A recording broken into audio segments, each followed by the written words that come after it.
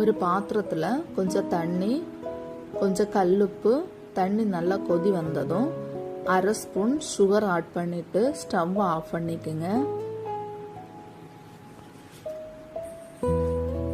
பைனாப்பிளை இந்த மாதிரி நீளமாக கட் பண்ணிக்கோங்க.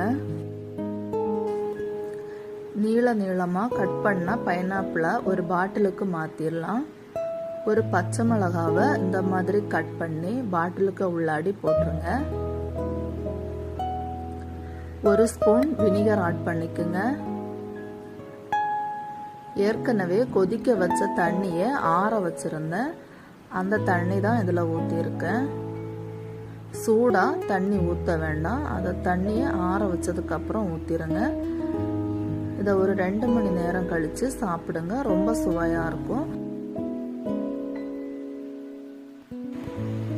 நைட்டு ஃபுல்லாக ஊற வச்சுட்டு அடுத்த நாள் சாப்பிட்டா இன்னும் ரொம்ப சுவையாக இருக்கும். ட்ரை பண்ணி பாருங்கள். ட்ரை பண்ணி பார்த்துட்டு எப்படி இருந்ததுன்னு கமெண்டில் சொல்லுங்கள். வீடியோ பிடிச்சிருந்ததுன்னா மறக்காமல் லைக் பண்ணுங்கள், ஷேர் பண்ணுங்கள், சப்ஸ்கிரைப் பண்ணுங்கள்.